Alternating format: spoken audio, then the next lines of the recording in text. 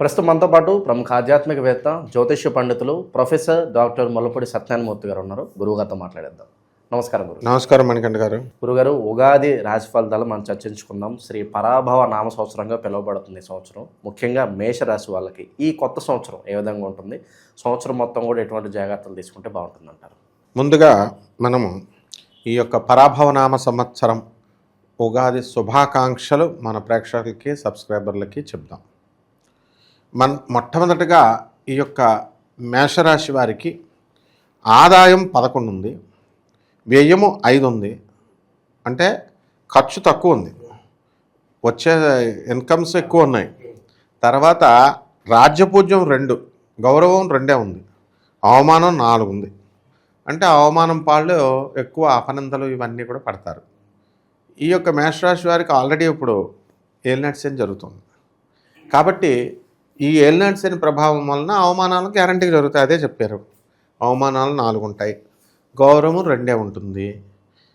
ఎప్పుడు గౌరవం వస్తుంది? మనం అవతల వాళ్ళకి మనం ఖర్చు పెట్టినప్పుడు వస్తుంది. మనం ఇక్కడ వ్యయం 5, ఖర్చు పెట్టరు, పిసినారోళ్ళు అయిపోతారు మొత్తం మేషరాశి వాళ్ళంతా. అందుకని ఖర్చు పెట్టకపోతే ఎందుకు పోగొడతారు? కాబట్టి ఈ సంవత్సరంలో అంతా కూడా మేషరాశి వాళ్ళు ధనాన్ని పోగేసుకోవడమే అన్నమాట. ఇకపోతే ఈ ఏలినాటి శని ప్రభావం వల్ల చాలామందికి పాపం హాస్పిటల్కి వెళ్ళడం, హాస్పిటల్ ఖర్చులు ఇలాంటివి ఉంటాయి. ఇక్కడ ఖర్చు 5 అని చెప్తుంది. అంటే ఏంటి, మనకి హాస్పిటల్కి వెళ్ళక్కర్లేదు, రోగాలు వచ్చినా చిన్న చిన్న బుల్బులి జ్వరాలు ఇలాంటివే ఈ రొంపలు వస్తాయి. కాబట్టి ఈ ఏలినాటి శని ప్రభావంలో మేషరాశి వారికి మనకి మొదట 6 నెలల వరకు కూడా పూర్వార్థం ప్రథమార్థం మనం తీసుకున్నప్పుడు ఈ మొదట 6 నెలలు జూన్ 2, 2026 సంవత్సరం వరకు మనకి అక్కడ వరకు గురుడు మిథున రాశిలో ఉంటున్నాడు. ఆ తర్వాత ఆయన మారిపోతున్నాడు. అంటే మనకి ఉగాది అనేటటువంటిది దగ్గరగా మనకి సెప్టెంబర్ నెల వరకు మనం మాసాలు కనుక తీసుకున్నట్లు ప్రథమార్థం వస్తుంది. ఆ ప్రథమార్థంలో వీళ్ళకి మధ్యమ ఫలితాలు అనేటటువంటివి ఇస్తాయి. ఆదాయాలు బ్రహ్మాండంగా పెరుగుతాయి. మీడియా రంగంలో ఉన్నటువంటి వాళ్ళందరూ కూడా చాలా కష్టపడతారు. ఈ యొక్క కష్టానికి తగినటువంటి ఫలితము ఈ రాశి వారికి రావడం అనేటటువంటిది జరుగుతుంది. విదేశాలకి వెళ్ళడం అనేటటువంటిది చాలా ఈజీగా అవలేలగా వీళ్ళు వచ్చేస్తాయి. విదేశాల్లో ఉన్నటువంటి ఉద్యోగాలు చేస్తున్నటువంటి వాళ్ళు ఎవరైతే ఉన్నారో అటువంటి వాళ్ళకు ఉద్యోగాలు పోయినటువంటి వాళ్ళు ఉన్నారు, స్టూడెంట్స్కి ఉద్యోగాలు రానటువంటి వాళ్ళు ఉన్నారు. వీళ్ళందరికీ కూడా ఉద్యోగాలు రావడానికి అవకాశాలు ఉన్నాయి. అలాగే మనకి ఈ రాశి వారికి అందరికీ కూడా మనకి సంతానం లేనటువంటి వాళ్ళు, ఈ సంతానం లేనటువంటి వాళ్ళకి సంతానం కలగడానికి కూడా అవకాశాలు ఉన్నాయి. కర్మకారకుడైనటువంటి శని కర్మ బంధాల్లో ఇరికిస్తాడు. వివాహాలు చేసుకోరవై వీళ్ళతో నువ్వు పడుండు ఒక 30-40 సంవత్సరాలని, పిల్లల్ని పెంచు అని ఇలా బాధ్యతలను అప్పచెప్పేస్తాడు. అయితే ఈ యొక్క ఏలినాటి శని సమయంలో మేషరాశి వారికి చాలామందికి పితృవియోగాలు, మాతృవియోగాలు కలగడానికి అవకాశాలు ఉంటాయి. అది సహజం, అది ముసలోళ్ళు అయిపోతారు. వాళ్ళు ఏలినాటి శని సమయంలోనే బంధాలు ఇరికించడాలు, బంధాలు తొలగించడాలు ఇవన్నీ కూడా ఉంటాయి. కాబట్టి ఈ రాశి వారి అందరూ కూడా మనకి వ్యవసాయం చేసేటటువంటి వాళ్ళని మనం తీసుకున్నప్పుడు ఈ రాహువు ఈ ప్రథమార్థంలో మనకి కుంభరాశిలోనే ఉంటాడు. కాబట్టి అక్కడ సక్సెస్ఫుల్గా ఈ యొక్క మేషరాశి వారంతా కూడా వ్యాపారాల్లో ముందుకు వెళ్ళిపోతారు. ఏ రకాల వ్యాపారాలు చేయాలి? ఎలక్ట్రికల్ షాపులు, ఎలక్ట్రానిక్స్ గూడ్స్లు, తర్వాత ఈ యొక్క సర్వీస్ అండ్ సేల్స్, ఎలక్ట్రానిక్స్ వస్తువులు, కంప్యూటర్స్, ఇలాంటివన్నీ కూడా వీళ్ళు బ్రహ్మాండంగా సాధిస్తారు. చాలా సంవత్సరాల తరబడి సినిమా రంగంలో మమ్మల్ని మేము ప్రూవ్ చేసుకోవాలని అని మ్యూజిక్ డైరెక్టర్లు, రైటర్లు, అసిస్టెంట్ డైరెక్టర్లు వీళ్ళు చాలామంది ఉన్నారు. వీళ్ళకి ఈ యొక్క ఏలినాటి శని సమయంలో కాస్త రిలీఫ్ అనేటటువంటిది దొరుకుతాయి.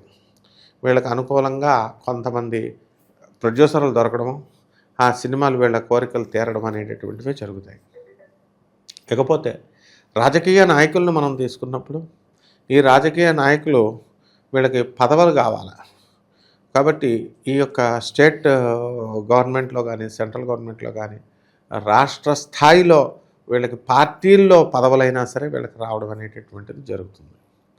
కాబట్టి మేషరాశి వారికి ఈ యొక్క ఈ మొత్తము ఈ పరాభవనామ సంవత్సరం అంతా కూడా మధ్యస్థంగా ఉంటుంది.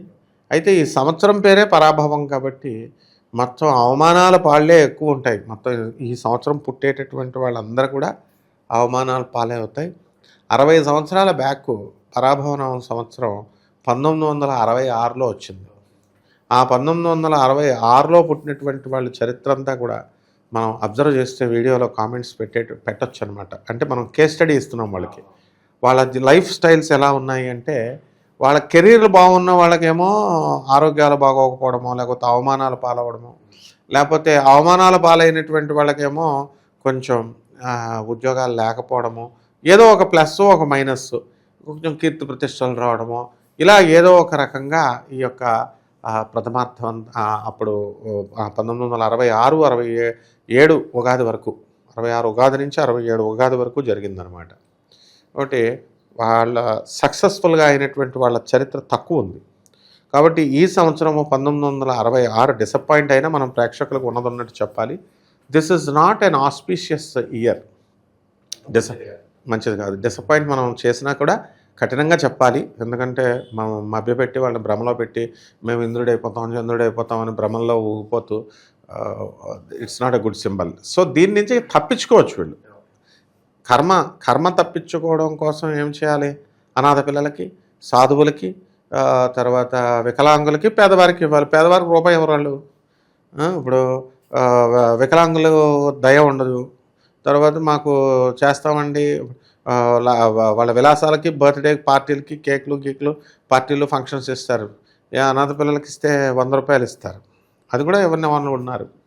సో ఈ విధంగా మన యొక్క జాతకం. ముఖ్యంగా గురుగారు, ద్వితీయార్థంలో హైలైట్స్ అంటే ఏం చెప్తారు? వీళ్ళకి ఏమన్నా మధుర జ్ఞాపకాలు అన్నీ ఉంటాయా? డెఫినెట్గా ఉంటాయి మధుర జ్ఞాపకాలు. ఈ లవర్స్ ఉంటారు కదా, లవర్స్ హ్యాండ్ ఇచ్చి వెళ్ళిపోతారనమాట. అదే మధుర జ్ఞాపకాలుగా దేవదాసులు అయిపోతారనమాట వీళ్ళంతా కూడా. ఎందువల్లంటే ఈ మేషరాశి వాళ్ళకి ఏలినాటి శనిలో ఎంతసేపు కూడా ఆధ్యాత్మిక సాధన అనేటటువంటిది ఉండాలి. దేనికి ఫస్ట్ ప్రయారిటీ ఇవ్వాలి అనేటటువంటిది వీళ్ళకి అర్థం కాదు. దేవుడికి ఫస్ట్ ప్రయారిటీ ఇవ్వాలి. దేవుడు మనకి ఎప్పుడూ ఎల్లకాలము ఉండేటటువంటి వాడు. అది చెప్పినా సరే వీళ్ళు వినరు. అమ్మాయికే ప్రధాన ప్రాధ్యత, ఫస్ట్ ప్రయారిటీ ఇస్తారు. ఆడవాళ్ళది ఏముందండి? మా నాన్న నాకు వేరే పెళ్లి చేస్తున్నాడు, నేను చేసేసుకుంటున్నాను బాయ్ అని సింపుల్గా చెప్పి వెళ్ళిపోద్ది. సో వీళ్ళంతా కూడా బాటిల్ పట్టుకోవడం, దేవదాసులు అయిపోవడం ఉంటుంది. సో ఇదే మధుర జ్ఞాపకాలు అనమాట మేషరాశి వారికి ద్వితీయార్థంలో. అయితే ఈ యొక్క గురుగ్రహము మనకి కర్కాటక రాశిలోకి వస్తున్నాడు. దానివల్ల ఆ పనులు అన్నీ కూడా 1కి 2 సార్లు ప్రయత్నించుకోవాల్సినటువంటి పరిస్థితి ఉంది. లేదంటే మేము చాలామంది చూడండి అసలు ఓపికలు లేవన్నమాట. ఇంత కష్టపడి మన గురించి జాతకాలు చెప్తున్నారా, ఇంటర్నేషనల్ యాంకర్ మా మణికంఠ గారు అడుగుతున్నారు అని వెయిట్ చేద్దామని ఉంటారు. ఇలా స్కిప్పింగే చెప్పేవాళ్ళు ఎవర్రా, కొంచెం చూద్దామని ఉండదన్నమాట. అలాగా ఒక్కసారికి పని అవ్వకపోతే రెండోసారి అప్లై చేయరు. ఎలా అవుద్ది? అప్పుడు అవ్వదు. కాబట్టి ఓపిక కావాలి వీళ్ళకి. గురుగారు, వీళ్ళకి ఈ సంవత్సరం టర్నింగ్ పాయింట్ అంటే ఏం చెప్తారు? ఏదైనా టర్నింగ్ పాయింట్ ఉందా? గత కొన్ని సంవత్సరాలుగా జరక్క ఈ సంవత్సరం వీళ్ళకి అది వరుస్తుందంటే ఏం చెప్తారు? పెళ్ళిళ్ళు అవుతాయి, అదే పెద్ద టర్నింగ్ పాయింట్. గయ్యాలు వెళ్ళాలి రారు, ఇంకా పెద్ద టర్నింగ్ పాయింట్. సో ఈ పరాభవనామ సంవత్సరంలో పుట్టినట్లకి ఒక లక్ ఉందన్నమాట. అంటే చాలామందికి ఇన్సిడెంటల్స్గా మనం తీసుకున్నప్పుడు 1966లో మొదటి వైఫ్తో దెబ్బలాటలు వచ్చి విడిపోయిన వాళ్ళు ఉన్నారు, వీళ్ళ తప్పు లేకుండా. So history repeats. కాబట్టి ఎవరైతే పెళ్లి చేసుకుంటున్నారో ఈ రాహువు మరి మకర రాశిలోకి నవంబర్ 25వ తేదీ తర్వాత వస్తున్నాడు. కాబట్టి ఎట్టి పరిస్థితుల్లో కూడా జాగ్రత్తగా చూసుకోకపోతే వాళ్ళ వివాహాలు బ్రేక్ అవ్వడానికి అవకాశాలు ఉంటాయి. ఉగాది పచ్చడి గురుగారు షడ్రుచుల సమ్మేళనం అంటారు కదా. సో మరి వీళ్ళకి ఈ సంవత్సరంలో తీపి, చేదు ఇలా ఫ్లేవర్స్లో ఏది ఎక్కువ తగులుద్ది అంటారు? ఈ యొక్క మేషరాశి వారికి నిజం చెప్పాలంటే చేదు అనుభవాలు ఎక్కువగా జరుగుతాయి. అయితే చేదు అనేటటువంటిది మనకి శనీశ్వరుడు ఏలినాటి శని జరుగుతుంది కాబట్టి వీళ్ళకి దాన్ని మధుర ఫలంగా తీసుకోవాలి. అంటే failure is the stepping stone of the success అన్నాం. ఫెయిల్యూర్స్ వస్తే సక్సెస్ వస్తుంది. కాబట్టి డెఫినెట్గా వీళ్ళకి ఈ మ్యారేజెస్ ఏం కావాలి, ఇంకా మ్యారేజెస్ అవుతాయి, సంతానాలు లేని వాళ్ళు సంతానాలు కలుగుతాయి, అపనిందల పాలు అయిపోతారు. If they touch any women అంటే జస్ట్ వెళ్ళి మాట్లాడినా సరే they will be put under bars, అంటే వాళ్ళు కేసు పెట్టేస్తారు. అంటే కారాగార గృహం వెయిట్ చేస్తూ ఉంటుంది మేషరాశి వాళ్ళు ఎప్పుడు వస్తారో దా దా దా అని. కాబట్టి జాగ్రత్తగా ఉండాలి ఆడవాళ్ళతో వ్యవహారం. మరి ఈ సంవత్సరం అంతా వీళ్ళు చేసుకోవాల్సిన పరిహారాలు ఏంటి? ఎక్కువగా ఏ దైవాన్ని ఆరాధించాలి? ఎటువంటి క్షేత్రాలు దర్శిస్తే బాగుంటుంది అంటారు? ఈ ఏదో రొటీన్గా మనం చెప్పడం తప్ప క్షేత్ర దర్శనాలు లేకపోతే ఈ యొక్క అంటే పాటించే వాళ్ళు కొంతమంది అన్న ఉంటారు కదా, వారికి ఉపయోగపడుతుంది. అదే వాళ్ళు ఏమనుకుంటున్నారంటే హనీమూన్ వెళ్ళినట్టు, ఎక్స్కర్షన్కి వెళ్ళినట్టు, లేకపోతే ఏదో యాత్రలకు వెళ్ళినట్టు ఎంజాయ్ చేస్తూ వెళ్తున్నారు. దానివల్ల వీళ్ళకి ఫలితాలు రావట్లేదు. యాక్చువల్గా భక్తితో వెళ్ళాలి. ఒక 10 మంది భక్తుల్ని వీళ్ళు ఫ్రీగా తీసుకెళ్ళాలి. అది కాన్సెప్ట్. వీళ్ళంతకు వీళ్ళ చుట్టాలు వీళ్ళు వెళ్తే ఏముంది, పేదవారిని తీసుకెళ్ళండి, తీర్థయాత్రలకు చూపించండి. గణగాపురం వెళ్ళాలి, దత్తాత్రేయ స్వామి వారి యొక్క అష్టతీర్థాల్లో వీళ్ళు స్నానాలు చేసుకోవాలి. తర్వాత గురుదేవుడైనటువంటి దత్తాత్రేయ స్వామి వారి యొక్క దర్శనం చేసుకోవాలి. శ్రీనివాసుడి యొక్క తిరుమల తిరుపతి దేవస్థానం మరి అంత అద్భుతంగా వాళ్ళు ఏర్పాట్లు చేస్తున్నారు. శ్రీనివాసుడిని పూజించాలి. తర్వాత వరాహస్వామి వారిని ఆరాధించాలి. అలాగే పేదవారికి కనీసము 21 మందికి అన్నదానం చేయాలి. అలాగే పుస్తక వితరణ, గురుచరిత్ర పుస్తక వితరణ ఒక 21 పుస్తకాలు కొని ఇతరులందరికీ కూడా వీళ్ళు పంచాలి. ఈ రకంగా వీళ్ళు కనుక రావి చెట్టు చుట్టూ ఏలినాటి శని జరుగుతుంది కాబట్టి రావి చెట్టు చుట్టూ ప్రదక్షిణాలు చేస్తూ ఓం శనీశ్వరాయ నమః అంటూ, అలాగే మనకి ఈ యొక్క శని జపము, శని స్తోత్రము, శనికి కిలోంపావు నల్ల నువ్వుల్ని నల్లని వస్త్రాన్ని ఇచ్చి పేద బ్రాహ్మణులకి శనివారం నాడు ఉదయం 8 గంటలకు కనుక దానం చేసుకుంటే బ్రహ్మాండంగా ఉంటుంది ఈ సంవత్సరం. ఓవరాల్గా ఈ పరాభవ నామ సంవత్సరంలో మేషరాశి వాళ్ళందరికీ ఎటువంటి పరిస్థితులు ఎదురవుతాయి? చాలా మంచి విశ్లేషణ అందించారు. ధన్యవాదాలు. ధన్యవాదాలు.